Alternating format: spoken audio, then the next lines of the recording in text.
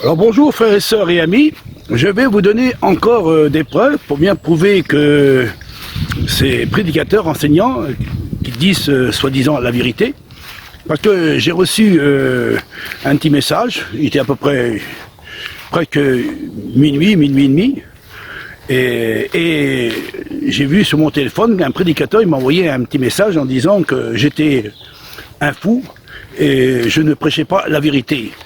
Il disait que faire comprendre que son enseignant qui a porté ce message au sujet en disant que la loi a été crucifiée. Christ a effacé l'acte d'ordonnance qui nous condamnait, c'est-à-dire l'acte de la loi. Christ a effacé l'acte d'ordonnance, entre parenthèses, de la loi qui nous condamnait. Et où est-ce qu'il l'a effacé? Il l'a cloué à la croix. C'est à la croix qu'il l'a effacé. C'est là qu'il a vu la pompe. C'est bien les 10 commandements, hein, attention, hein. Oui, tu ne tueras point, tu ne mettras pas d'adultère, pas de témoignage, dans ton père et ta mère, aime ton prochain comme toi-même. C'est le roi de Moïse, c'est les 10 commandements. Jésus répond à un homme qui veut être sauvé. Eh bien, pour être sauvé pour l'éternel, t'as qu'à faire ce que Moïse a dit. Exode 20. Il demande d'observer Exode 20. Christ a effacé l'acte d'ordonnance qui nous condamnait, c'est-à-dire l'acte de la loi. Christ a effacé l'acte d'ordonnance, entre parenthèses, de la loi qui nous condamnait. Et où est-ce qu'il l'a effacé? Il l'a cloué à la croix. C'est à la croix qu'il l'a effacé. C'est là qu'il a vu la pompe. Christ a effacé l'acte des ordonnances qui nous condamnaient en le clouant à la croix. Donc c'est donc la croix, bien sûr, qui est l'accomplissement total de la loi du Christ, enfin qu'il a accompli la loi pour chacun de nous, comme il avait dit, je suis venu pour l'accomplir et pas pour l'abolir. Écoutez ce que dit ce prédicateur enseignant de Vue-Lumière, Jimmy. Il dit ouvertement que les 10 commandements, les 10 paroles que Moïse a reçues de la part de Dieu, écrites par le doigt de Dieu, maintenant nous ne devons plus les accomplir. Parce que le Christ a crucifié la loi, les 10 commandements. Il dit ouvertement, vous n'êtes pas plus fort de celui qui parle, il dit de sa propre bouche. Ça veut dire, tu ne dois plus aimer ton Seigneur, ton Dieu, de tout ton cœur, de toute ton âme, de toute ta force. Ça, c'est supprimé. Christ a crucifié les commandements de Dieu. Tu aimeras ton Seigneur, ton Dieu, et tu lui serviras lui seul. Ça veut dire honore ton père et ta mère. C'est crucifié. Selon qu'il dit ce prédicateur, il dit de sa propre bouche que la loi royale a été crucifiée. C'est un antichrist. Je dis bien un antichrist. C'est un faux prophète, un faux enseignant.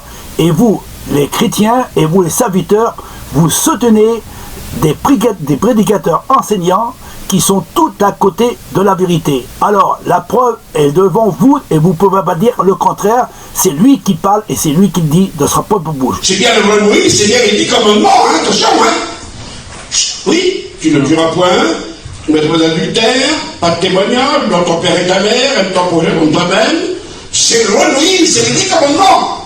Jésus répond à un homme qui veut être sauvé. Eh bien, pour être sauvé pour l'éternel, t'as qu'à faire ce que Moïse a dit. Exode 20. Il demande d'observer Exode 20. Dis-moi la vérité devant Dieu. Malgré que vous n'êtes pas des experts, il n'y a pas de paillon parmi nous ici, là. Est-ce que vous direz à un inconverti qui vous demande, bah, vous êtes sauvé, mon frère, est-ce que vous lui direz d'obéir à la loi de Moïse, vous? Qui c'est qui lui dirait ça, qui lève la main? Impossible. C'est bien la loi de Moïse. Alors, ils ne savent pas que c'est la réalité des commandements de Dieu. Parce que le Christ a bien dit, à travers de sa parole, il a dit que la loi, elle est vivante. Elle est vivante.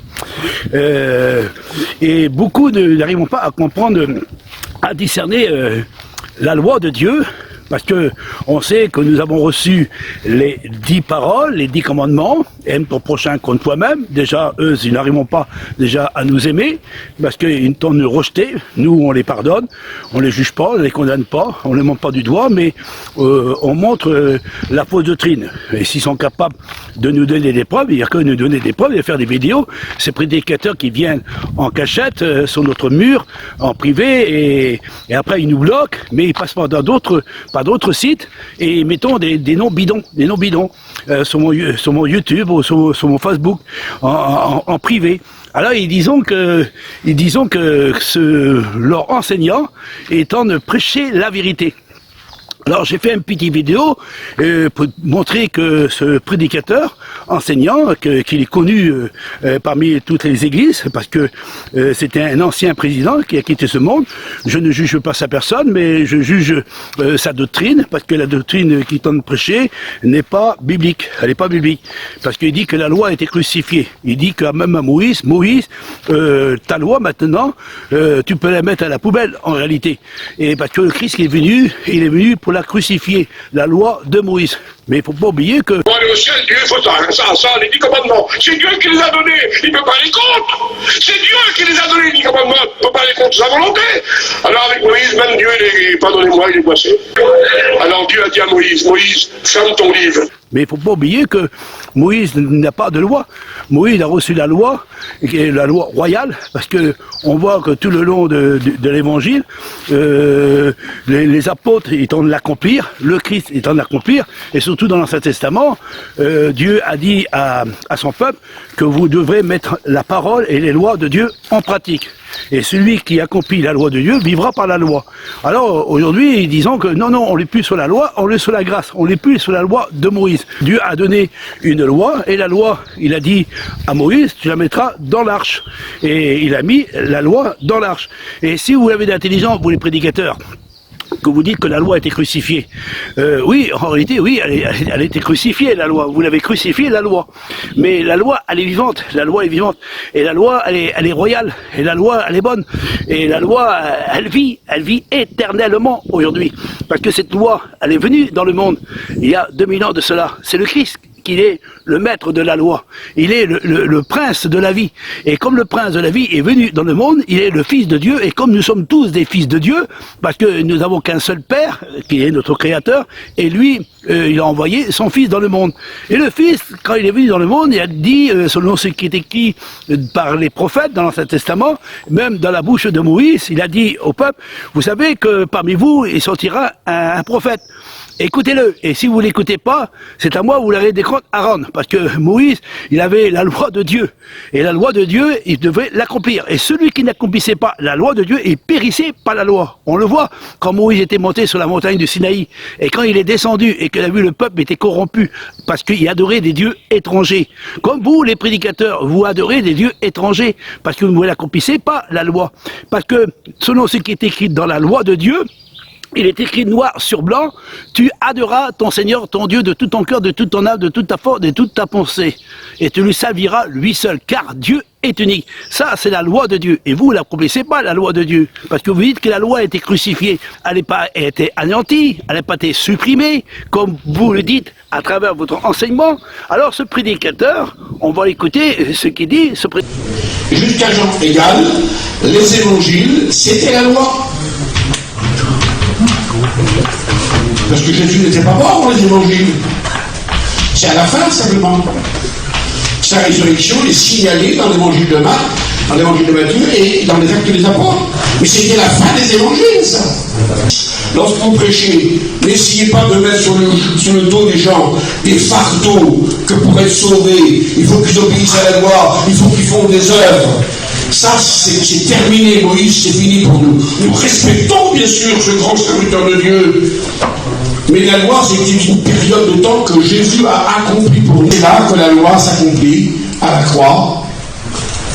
Jésus a accompli totalement la loi à la croix. Marc, pensez, Jésus a accompli totalement la loi à la croix. Alors, lis-moi-le, Jean 19, 30. Jésus a accompli totalement la loi à la croix. Tout Jean 19:30. Tout est accompli. Ben, c'est la loi qu'il a accompli, il a accompli toute la loi. Et Dieu a dit à Moïse, la loi que je t'ai donnée, maintenant, il faudrait que tu la supprimes, que tu l'enlèves. Ça ne sert plus à rien, ta loi. Parce que j'ai envoyé mon fils, et mon fils est venu pour détruire ta loi. Même que je te l'ai donnée. Même que je t'ai donnée à perpétuité, mais moi j'ai réfléchi, maintenant je veux supprimer cette loi-là, pour enfin que quand mon Christ va venir, il va anéantir la loi. Mais ça c'est faux. Ça, ce sont vous qui vous proclamez cela. C'est des doctrines erronées. Parce que le Christ n'est pas venu pour ôter la loi de Dieu. Parce que c'est bien écrit noir sur blanc. Parce qu'autrement, pourquoi que tous les prophètes ont été persécutés à mort, jugés et condamnés? À cause, justement, parce qu'il accomplissait la loi royale, parce que le roi David, il dit, je veux pas pécher contre ta loi, car ta loi, elle est bonne. Ah oui, alors, la loi, pourquoi on pourrait crucifier une loi royale? Comment on pourrait crucifier une loi qu'elle est bonne, et qu'on la médite, et de ne pas pécher contre elle? Ça veut dire que la loi, elle est sainte, elle est parfaite, elle est tellement parfaite qu'elle apporte la vie en elle, cette loi-là. Et cette loi-là, elle a été préparée dès la fondation du monde. Et cette loi-là, elle a été mise de côté pour le moment. Et c'est pour ça que Dieu a mis, à travers de l'arche, il a mis le bâton d'Aaron, qui représente le poteau ou la croix que Christ devait mourir. Et on voit aussi les 10 commandements, les 10 paroles de Dieu qui sont à l'intérieur de l'arche, et aussi la manne qui représente le pain de Dieu. Et Christ est devenu le pain de Dieu. Le pain de Dieu. Alors, vous ne dites pas que la loi a été supprimée, elle a été préparée dès la fondation du monde. Parce qu'il ne faut pas oublier que quand dans le jardin d'Éden, quand Dieu a créé Adam et Ève, ben, ils ont péché contre la loi. Rappelez-vous ce que Dieu a dit à Adam et Ève, l'âme qui pêche, c'est celle qui va mourir. Maintenant, le péché couche devant votre porte. À cause de la désobéissance de la loi. Même Satan a désobéi à la loi de Dieu. C'est pour ça qu'il est condamné. Et tous ceux qui n'obéissent pas par la loi, périra par la loi. Mais vous dites, non, la loi, nous devons on n'est plus sur la loi, on est sous la grâce. Mais il ne faut pas oublier que le Christ n'a jamais dit cela. Il n'est pas venu dans le monde en disant que la loi a été crucifiée, comme ce prédicateur. Écoutez ce qu'il dit. J'ai vu Dieu et j'ai vu Moïse. Il avait son livre, les 10 commandements, dans l'épaisseur. Et pour rentrer les gens au ciel, Dieu était prêt à écouter Moïse, le réquisitoire. Pour aller au ciel, Dieu, il faut ça, les 10 commandements. C'est Dieu qui les a donnés, il ne peut pas les contre. C'est Dieu qui les a donnés, les 10 commandements, il ne peut pas les contre sa volonté. Alors avec Moïse, même Dieu, pardonnez-moi, il est passé. Et c'est bien les 10 commandements, hein, attention, hein. Oui, tu ne tueras point, tu ne mettras pas d'adultère, pas de témoignage, non ton père et ta mère, aime ton prochain comme toi-même. C'est le roi de Moïse, c'est les 10 commandements.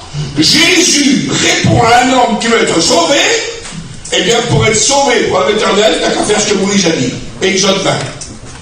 Il demande d'observer Exode 20. Dis-moi la vérité devant Dieu. Malgré que vous n'êtes pas des experts, il n'y a pas de paillon parmi nous ici, là. Est-ce que vous direz à un inconverti qui vous demande, vous êtes sauvé, mon frère, est-ce que vous lui direz d'obéir à la loi de Moïse, vous? Qui c'est qui lui dirait ça, qui lève la main? Alors, ce prédicateur étant enseigné à ses étudiants pour faire des prédicateurs soi-disant qui vont prêcher la vérité, mais il ne faut pas qu'ils prêchent la loi de Moïse. La loi de Moïse, elle a été supprimée. Christ est venu pour crucifier cette loi-là. Et vous l'avez bien écouté de sa propre bouche. Et pourtant, dans l'Ancien Testament, David il tente de dire que la loi est royale. Et on va écouter ce qui dit le psaume, selon ce qui est écrit dans la parole de Dieu. Je garderai ta loi constamment, à toujours et à perpétuité. Je marcherai au large, car je recherche tes ordonnances. Je parlerai de tes préceptes devant les rois, et je ne rougirai point. Je fais mes délices de tes commandements, je les aime. Je lève mes mains vers tes commandements que j'aime. Vous voyez, ce prédicateur, il est en train d'exprimer que la loi, elle a été supprimée. Et il dit, Moïse, maintenant, ta loi, tu peux enlever ton livre, ça ne sert plus à rien. Ça y est, c'est fini. Et Christ, quand il est venu dans le monde, mais il n'a pas détruit la loi de Moïse. Il a détruit la loi du péché. Et les ordonnances, ça veut dire tous les sacrifices qu'on devait faire, des holocaustes pour nos péchés, on ne le fait plus aujourd'hui. On n'accomplit plus la loi des cérémonies pour ôter notre péché à travers des sacrifices d'animaux. Et on est obligé de les accomplir. Mais maintenant, nous n'avons plus besoin de faire des sacrifices. Nous avons un seul sacrifice, et le sacrifice parfait, c'est le Christ. Christ, il est notre sacrifice. C'est lui qui a payé la dette. Et c'est pour ça que nous sommes sauvés par la grâce. Sauvés par la grâce. Ça veut dire que maintenant nos péchés sont pardonnés. Parce que la loi du péché, c'était la mort. La loi du péché, c'était la mort. Et c'est pour ça que l'homme ne pouvait pas se racheter avec des sacrifices d'animaux. C'est pour ça que Dieu dit, j'ai horreur de vos sacrifices. Et fils, ils tuaient des animaux par centaines et par milliers. Et comme même le jour de l'Yom Kippour, on tuait des milliers d'animaux pour offrir à Dieu, pour enfin que leur péché soit effacé. Mais quand Christ est venu, il a dit, Père, envoie-moi pour faire ta volonté, l'agneau de Dieu qui va ôter le péché du peuple d'Israël, et de tous ceux qui vont s'approcher, et ils seront pardonnés à travers de la mort du Christ. Et ce sera un don gratuit, On est sauvés par la grâce à travers de la mort du Christ. Mais le Christ n'a pas dit que nous ne devons pas accomplir la loi de Dieu, parce que quand Christ était devant Jean-Baptiste, il a dit à Jean-Baptiste, il faut que nous accomplissions selon ce qui est écrit par les prophètes. Et les prophètes, ils ont dit quoi? Ils ont dit que on doit accomplir la loi de Dieu. Ce prédicateur, il dit que quand le Christ est venu dans le monde, il est venu pour ôter la loi, pour la crucifier. Tout est accompli. Il dit, écoutez bien, il dit, tout est accompli. Lequel d'entre vous, le verset de la Bible, qui nous dit que la loi est terminée? Et voilà le verset. C'est là que la loi s'accomplit à la croix. Jésus a accompli totalement la loi à la croix. Marc. Ce prédicateur est en train de dire ouvertement que la loi a été supprimée, selon le verset qui dit. Mais si nous lisons bien le verset il dit ouvertement, Christ, il dit, je ne suis pas venu pour ôter la loi ou la supprimer la loi, mais je suis venu pour l'accomplir. Selon ce qui est écrit dans l'Ancien Testament et dans le Nouveau Testament. Il y a les versets à l'appui, à travers la parole de Dieu. Mais ce prédicateur est en train de dire que la loi a été accomplie à travers de ce verset.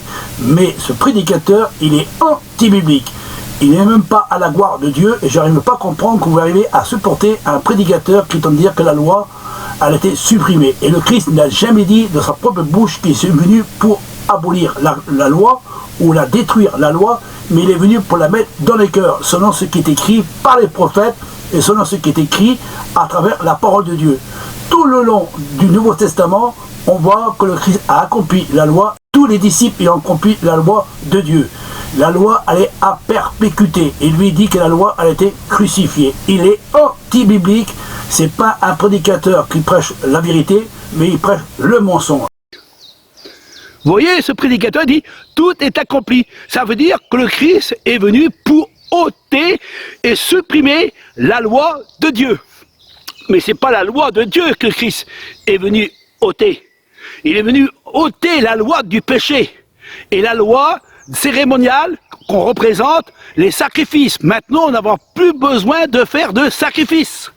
Parce que Christ, une fois pour toutes, a ôté le péché à travers de sa mort. Il est l'agneau de Dieu qui ôte le péché du monde. Autrefois, le péché était simplement couvert, mais à travers du Christ, notre péché est ôté. Mais il ne faut pas dire que nous ne devons pas accomplir la loi royale. Parce que, pourquoi Paul est dit, si nous n'accomplissons pas la loi de Dieu, nous sommes des cymbales qui retentissent, des tonneaux vides. Nous devons accomplir la loi de Dieu. Et la loi, dit Paul, elle est agréable. Je la possède en moi. Alors, ne dis pas, toi, prédicateur, enseignant, et vous, chrétiens et serviteurs, soi-disant que vous dites que la loi a été supprimée. Paul a dit que la loi, elle est bonne. Et je vais l'accomplir. Et le frère Jacques, le frère du Christ, a dit la loi de Dieu, elle est royale. Et nous devons accomplir la loi royale. Et le Christ, il dit, je ne suis pas venu pour ôter la loi ou la supprimer, mais je suis venu pour l'accomplir dans les cœurs. Mais vous ne croyez pas ce que on dit, et pourtant on vous donne des preuves à l'appui. Alors à travers de ce petit vidéo que je vous mets, vous verrez défiler toutes les versets pour bien prouver que la Bible enseigne, la parole de Dieu nous enseigne que nous devons accomplir la loi. Rien à voir avec la loi et le sacrifice. Le sacrifice, c'est Christ a payé notre dette. Maintenant, nous sommes libérés de l'esclavage du péché qui était la loi qui nous menait à la perdition, mais nous avons reçu une loi royale, et nous devons l'accomplir grâce à la mort du Christ. Christ, il est venu pour placer la loi vivante à l'intérieur. La loi vivante, c'est un esprit vivifiant en nous. Et cet esprit vivifiant, elle nous fait vivre dans la loi de Dieu. Pourquoi nous sommes vivants dans la loi de Dieu? Et Dieu a dit, je mettrai ma loi au fond de leur entrailles. Je mettrai ma loi au fond de leur cœur et je marcherai au milieu de vous, dit l'Éternel, le Dieu d'Israël, le Dieu véritable, le Dieu d'Abraham et d'Isaac et de Jacob, a dit à travers de la bouche de tes prophètes en disant, je mettrai ma loi dans leur cœur, je changerai le cœur de pierre, je le ferai un cœur de chair, et je mettrai ma loi au fond d'eux et je marcherai au milieu d'eux, et vous serez le temple du Saint-Esprit, et Dieu demeure en vous, grâce à la mort et à la résurrection du Christ. Parce que Christ, il est la loi vivante. Il est la loi vivante. Vous, les prédicateurs, vous dites que la loi a été supprimée, Christ a crucifié la loi. Il n'a pas crucifié la loi. C'est la loi qui est venue crucifier le péché, la loi du péché et la loi des ordonnances, des sacrifices. Ça, le Christ a crucifié cela. Il a effacé toutes les transgressions et toutes les lois païennes et les lois cérémoniales qui ont été données au peuple. Maintenant, on n'est plus sur la loi cérémoniale avec des sacrifices. Maintenant, Christ est venu dans le monde, il est l'agneau de Dieu qui ôte le péché du monde, et à travers de la mort du Christ, à travers de sa mort, Christ devient notre loi. Et nous vivons par la loi. Christ en moi, espérance de la gloire. Alors, vous, les prédicateurs, parce que ce prédicateur, il est venu sur mon mur à minuit du soir, à minuit, il dit, mon frère, tu es à côté de la vérité. C'est vos enseignants qui sont à côté de la vérité. Ils ne prêchent pas le véritable évangile. Ils disent que la loi a été supprimée, mais là, vous l'avez crucifié, la loi. Et pourquoi vous l'avez crucifié, la loi? Vous n'accomplissez pas la loi de Dieu. Vous accomplissez la loi païenne. La loi païenne. Parce que les catholiques, eux, ont supprimé la loi de Dieu. Ils ont supprimé la loi de Dieu. Et pour cela, on vous a donné des preuves. Et on vous donnera encore des preuves. On ne vous lâche pas. Parce qu'on veut sauver le peuple. On veut les arracher du feu. On veut les amener à la vérité. À la loi de Dieu. La loi de Dieu, elle est vivante. Et la loi vivante, c'est le Christ. Alors, vous dites que la loi, elle a été crucifiée. Mais oui, c'est vrai que vous l'avez crucifié, la loi. Et vous ne voulez plus accomplir la loi de Dieu. Mais la loi de Dieu, c'est le Christ en nous, espérance de la gloire. C'est pour cela que la Bible nous dit que quand le Christ est venu, il a dit, je ne suis pas venu pour ôter la loi. Je ne suis pas venu pour la supprimer, la loi, ou la rejeter, la loi. Mais je suis venu pour l'accomplir dans les cœurs, selon ce qui est écrit dans la loi de Dieu, selon ce que les prophètes ont proclamé. Et Paul est dit, loin de là, s'il faudrait supprimer la loi de Dieu, loin de là, au contraire, nous devons l'accomplir. Parce que la loi de Dieu est en moi, elle est bonne. Elle est bonne. Et comme le roi David disait, la loi, elle est parfaite. Je ne veux pas pécher contre cette loi-là. Alors la loi, pourquoi qu'on pourrait supprimer la loi, qu'elle est parfaite, elle est inébranchable, inébranlable, sans défaut, sans tâche, elle est vivante. Elle est vivante. Christ n'a-t-il pas dit, Père, comme toi tu as la vie, tu m'as donné la vie. Et Christ, il est vivant, et la loi est vivante, et Christ, il est la loi. Il est venu dans le monde, il est venu pour habiter dans notre cœur. Alors, vos enseignants et vos dirigeants, ce ne sont pas des protestants en réalité, ce sont des catholiques à 100% catholiques. Vous accomplissez exactement toutes les doctrines catholiques romaines. Alors, ne disez plus, en réalité, comme l'a dit un homme a dit un jour, arrêtez de protester, vous les protestants. Levez la main. Vous voyez, vous êtes des catholiques. Ça veut dire que vous accomplissez les mêmes doctrines catholiques. Parce qu'autrement, pourquoi il aurait dit cela, cet homme-là, ce catholique? Parce qu'il voit que vous, les protestants, vous accomplissez pareil. Vous voyez, en réalité, si en réfléchissant bien, et si vous réfléchissez bien, parce que c'est à vous de réfléchir, c'est pas nous. Nous, on l'a bien réfléchi depuis longtemps. On a bien compris que le message que vous portez n'est pas le message des véritables apôtres de Dieu. Mais en contraire, le message que vous portez, ce n'est pas des apôtres. Ce sont des faux apôtres, des faux ouvriers. Des ouvriers trompeurs. On les appelle les foules de docteurs. Vous êtes des foules de docteurs. Les foules de docteurs, ces foules de docteurs, ces prédicateurs, ces pasteurs, soi-disant, qui disent qu'ils tenant la vérité. En réalité, vous les chrétiens, vous êtes menés en bateau. Vous êtes dirigés vers un chemin sans issue. Vous êtes sur une fausse doctrine, un faux enseignement.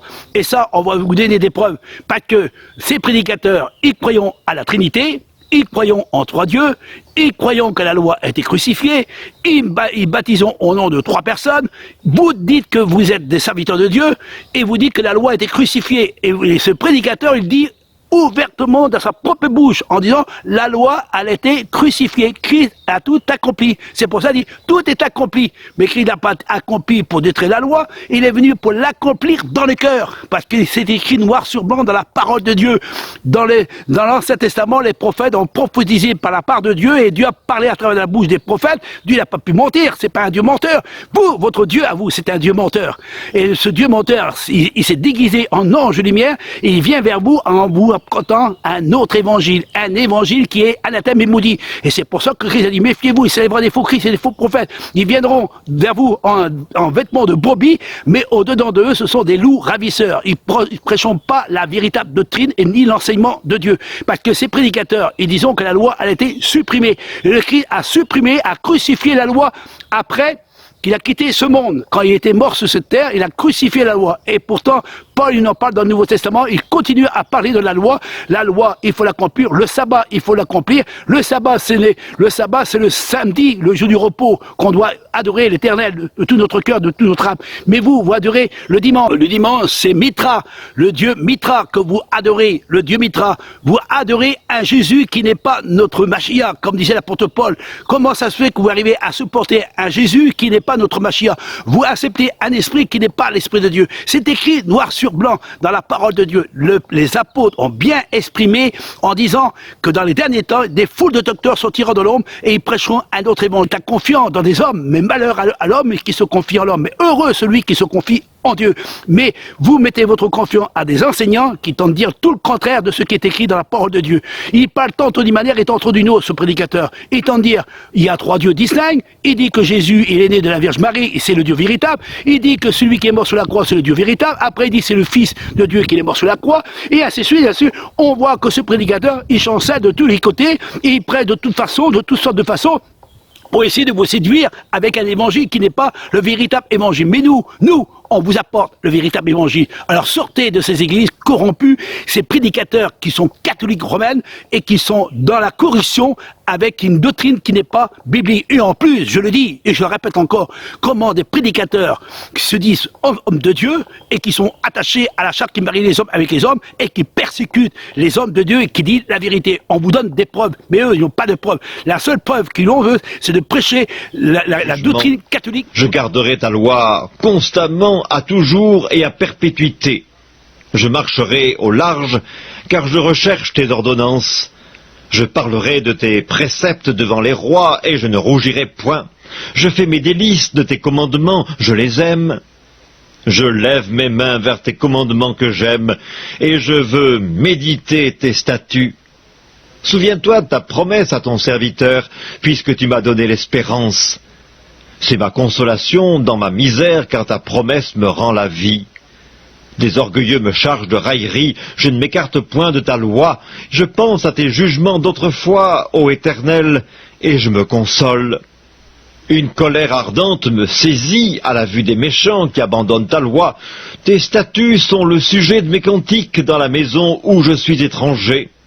La nuit, je me rappelle ton nom, ô Éternel, et je garde ta loi. C'est là ce qui m'est propre, car j'observe tes ordonnances. Ma part, ô Éternel, je le dis, c'est de garder tes paroles. Je t'implore de tout mon cœur, aie pitié de moi selon ta promesse. Je réfléchis à mes voies, et je dirige mes pieds vers tes préceptes. Je me hâte, je ne diffère point d'observer tes commandements. Les pièges des méchants m'environnent, je n'oublie point ta loi. Au milieu de la nuit, je me lève pour te louer à cause des jugements de ta justice. Je suis l'ami de tous ceux qui te craignent et de ceux qui gardent tes ordonnances. La terre, ô Éternel, est pleine de ta bonté, enseigne-moi tes statuts. Tu fais du bien à ton serviteur, ô Éternel, selon ta promesse, enseigne-moi le bon sens et l'intelligence, car je crois à tes commandements. Avant d'avoir été humilié, je m'égarais. Maintenant, j'observe ta parole. Tu es bon et bienfaisant, enseigne-moi tes statuts. Des orgueilleux imaginent contre moi des faussetés. Moi, je garde de tout mon cœur tes ordonnances. Leur cœur est insensible comme la graisse. Moi, je fais mes délices de ta loi. Il m'est bon d'être humilié, afin que j'apprenne tes statuts. Mieux vaut pour moi la loi de ta bouche que 1000 objets d'or et d'argent. Tes mains m'ont créé, elles m'ont formé. Donne-moi l'intelligence pour que j'apprenne tes commandements. Ceux qui te craignent me voient et se réjouissent, car j'espère en tes promesses. Je sais, ô Éternel, que tes jugements sont justes, c'est par fidélité que tu m'as humilié. Que ta bonté soit ma consolation, comme tu l'as promis à ton serviteur. Que tes compassions viennent sur moi pour que je vive, car ta loi fait mes